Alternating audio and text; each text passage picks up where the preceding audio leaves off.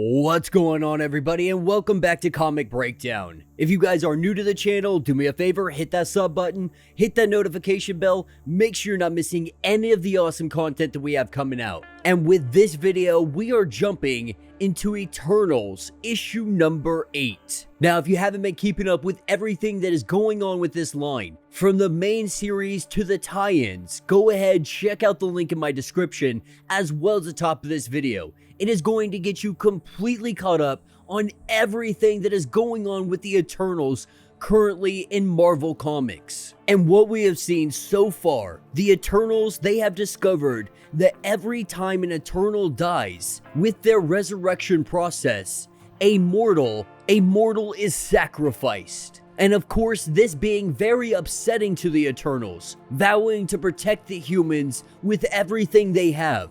Many of our heroes, they have abandoned mainstream Eternal society, and they have moved to Lemuria, city of the Deviants, trying to have some kind of change. Meanwhile, completely unaware of what is going on right now, we see Thanos has won the votes to become the Prime Eternal, and his first act was to kill Druig.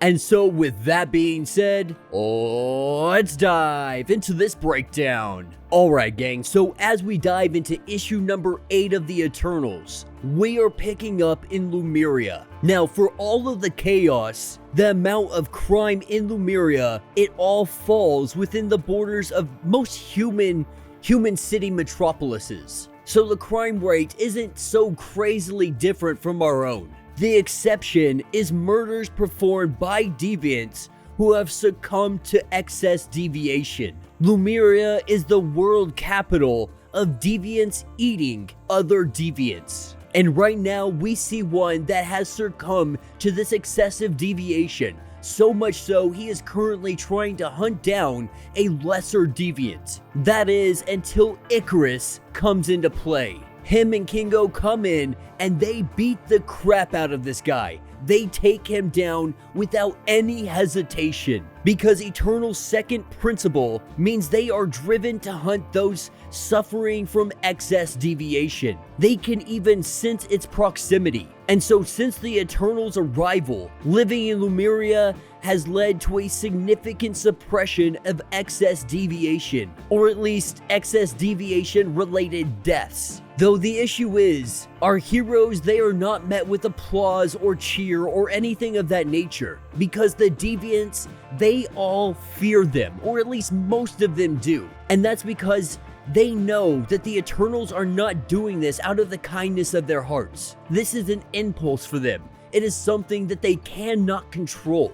And they know that if they ever have some excess deviation, that they will be the next ones hunted. And with Phastos making his arrival, the three of them, they have a conversation, because Phastos, he is the first one to blame for Thanos being on the loose. Now at this point, they have no clue that he is now Prime Eternal. And so with the two of them going to try to figure out how they can solve the problem they currently have with just Thanos being on the loose. But Icarus, he has some more pressing matters to attend to, because right now, he wants to learn how to fight as if he cares whether he lives or dies. Because his entire life, he has always fought like it doesn't matter. Because of the resurrection, it's never been something that they worry about. But Icarus, now concerned about that, he is going to make every effort to ensure that he does not die. And that is what's going to take us to the exclusion. And right now, we have Druig, who is being resurrected, with Thanos allowing him to come back to life, letting him know that he wiped his memory, so Druig has no idea what mistake he made. But one thing Druig does know is that somehow Thanos is the Prime Eternal, and somehow Druig helped him achieve that goal. Now for some individuals, this humiliation, it might be too much. It might just break them. But for Druig, he can see the artwork in this very thought out, methodical plan. And so because of that, he even gives praise to Thanos, letting him know that it was very masterfully done. Now, of course, Druig, he doesn't know what he did wrong, but he is going to find out. And this is Druig we're talking about, So obviously his scheming, it is definitely not done with. He just has to take more precautions, because right now he is walking into a minefield, and the only thing he can do is pray that he doesn't step on one.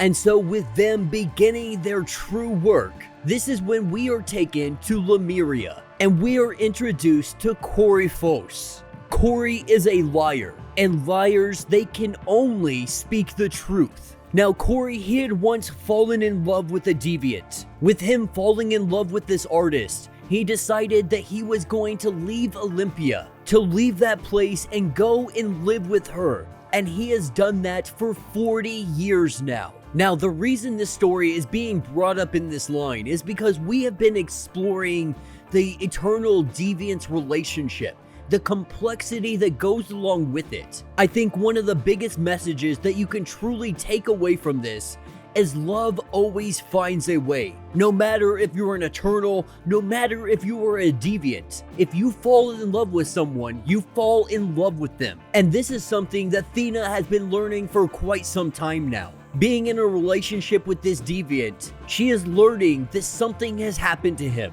He has caught some kind of illness. This illness will lead to his excess deviation. And so what this is the end of her lover. Now this happened shortly after Crow, the current leader of the Deviants, after he made his appearance. After they had a meeting, this excess deviation started to make its arrival. And so Thena can think with only one thought, that Crow did this. Somehow, some way, him being jealous of the relationship that we have, that I am no longer with him. He has to be responsible for what is happening here. And so this is when we pick up in the Lemurian gladiatorial combat. This is kind of a pastime here on Lemuria, and we have Carcass and Reject, the two of them currently battling one another, only to get quickly interrupted by Icarus. With him coming in, all of the other deviants in the area, they go running in opposite directions. Because as it stands, people are absolutely terrified of the Eternals right now. With everything that they have been doing since their arrival, everyone is fearful that they will be the next one on the list. But Icarus didn't come here for a fight. Icarus didn't come here to try to scare everybody off. He came here because he wants to ask them for assistance. Because he needs to learn how to fight not like an Eternal, he needs to learn how to fight like a Deviant. And with Reject being the greatest warrior of all the Deviants, he wants Reject to teach him, and even saying please to him. And so with Reject and Carcass, they take all of this information in. And this is when Reject, he takes a swing at Icarus, and Icarus, he takes it right on the chin. With Reject, his hand now throbbing in pain, telling Icarus that he should have dodged that punch. Icarus looking at him, not really understanding what dodging is. He tells him to teach him more about this dodging. And that's just the great thing about Icarus, because he is not a guy who is methodical. He is not someone who really takes the time to think about situations. He is the guy you send in when you just want someone just beat to hell. When you want to send in a guy who is like the freaking Hulk to just destroy everything in the room. But now that he is at this point where he is suggesting that he no longer wants to just go in there and die and be resurrected, now knowing what the full cost of his death is, he is making every effort to ensure that he does not die again. Now this is where the story takes us back to Olympia, and Druig lets us know that Zurus has been temporarily restrained in exclusion for his open revolt against the Unimind. Now of course this is something that is not going to remain permanent, but what Thanos wants to do right now is try to make his body 100%. Phastos more or less piecing him together like a zombie. He needs to get himself to 100% if he is going to hold the position of Prime Eternal. And so to do this, he requires the help of Domo. Now the Prime Eternal is already bonded with the machine in certain aspects. And so with luck, they're hoping that they will be able to connect the rest and simply be reborn in the resurrection chambers. And with Thanos telling him to begin, we see Thanos hit with a tremendous amount of energy. With him taking this blast, he sits up and he asks Domo if this worked. Now, of course, this has not worked. And Domo, he already knows that. He even considers the merits of lying in this situation. Now, he is someone who has never had the virtue of youth. He has lived as if he is going to die in 4 breaths his entire life. And so if he lies and says the integration had worked, he can encourage Thanos to kill himself. With Thanos seeing through whatever scheme Druig had drug up, Druig is a far grander liar than he is. And so the idea of trying to get away with a lie, he really assumes is probably not in his best interest, that it probably would not work. And so he tells him the truth. He tells him that it did not work, letting him know the straight up truth that Phastos never intended for this body to last, that he doesn't even know how to achieve partial integration. And with Thanos being too afraid to activate any of the failsafes in his body, Domo is severely limited in the avenues that he can take to make him whole again. To make any kind of progress, they are gonna need Phastos. Now Thanos lets him know that he did well, and that even he is pleased with him. He is pleased that he did not lie. He is pleased of his devotion to his new Prime Eternal. And because of this, he is going to reward that loyalty. And he is going to make him the Prime Advisor in matters of science. That is, of course, after he comes back from resurrection. And we see Thanos take his weapon and just blast him in the face, telling the machine to push him to the front of resurrection, letting everyone know, regardless of how I have you at my side, if you fail me, there will be consequences. Now Thanos, he is recognizing he is going to need some individuals by his side.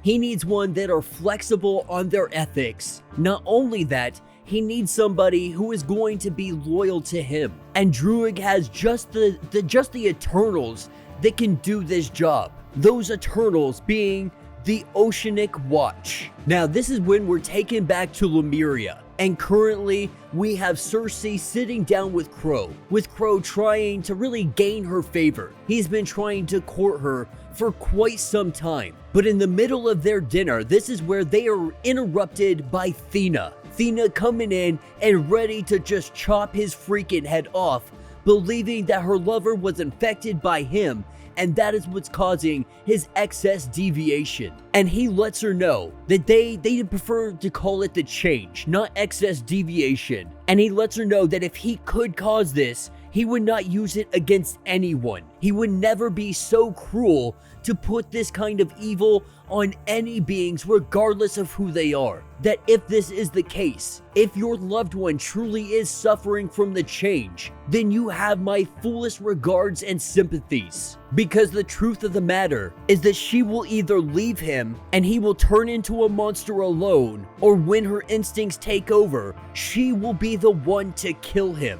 Now Cersei, recognizing that this is obviously not a good mood, the situation's changed, she's ready to just get out of here, go back to bed, and call this a night. But this is also a demonstration of why relationships between Deviants and Eternals are very risky. Whether it weeks or tens of thousands of years, that threat will always be there. But Cersei also recognizing that this was kind of a play by Crow to make Thena jealous. And it's something that she very much can respect. But picking up with her a little bit later, this is where we see Jack. Now Jack is the one we saw have a confrontation with Icarus. What we did not know is that Jack was sent by Cersei. And that was because Cersei was concerned that he was going to tell the humans of Toby, the kid that died, the one that was essentially sacrificed so he could be resurrected. Cersei was worried she was going to tell his family about the resurrection process, sending Jack to make sure that did not happen At the end of the day, Icarus caved. But Cersei is also pretty confident that Icarus is never going to connect the dots, that Cersei is the one that paid Jack to do this. And so as they have a quick little banter, she has other obligations she has to get to, letting her know that they both have had pretty eventful days, with her casually bringing up that they believe they were able to swing the election. And so Cersei has to ask, who is the new Prime Eternal? And with Cersei finding out who the new Prime Eternal is, she telepathically communicates with the rest of the Eternals that are down here in Lumeria, saying that they should have paid more attention. Zurus's anger is one thing, but they were such fools. And as she goes to inform them of who the new Prime Eternal is, this is where we see Thanos make his entrance, coming in through the ceiling of this cave. He lets them know that he is the king of the earth, and he has come here for two things. One of them is Phastos, and the other thing is their lives. And that will be the end of this issue. So let me know what you guys think down in the comments. You know, this is very in-depth storytelling, because what we are getting is how these relationships are just so difficult for both the Eternals and the Deviants, with them being who they are, being what they were designed to be, and makes these relationships very fragile and very delicate things. Relationships that could break very easily if not nurtured in the right way. And while our Eternals have hid away on Lumeria, they have been completely oblivious to everything happening at the exclusion in Olympia. But if they were not paying attention before, they are definitely paying attention now. As Thanos makes his arrival, we are going to more than likely see a fight between Deviants, Eternals, and the Prime Eternal. You know, like I have said throughout this whole series, I am definitely not a fan of the artwork, but the story itself is so deep, it's so enriched, it really is just absolutely a ton of fun to really dive into the lore of these different races. But yeah, let me know what you guys think down in the comments. If you have not yet, do me a favor, hit that sub button, hit that notification bell, make sure you're not missing any of the awesome content we have coming out, and until the next breakdown.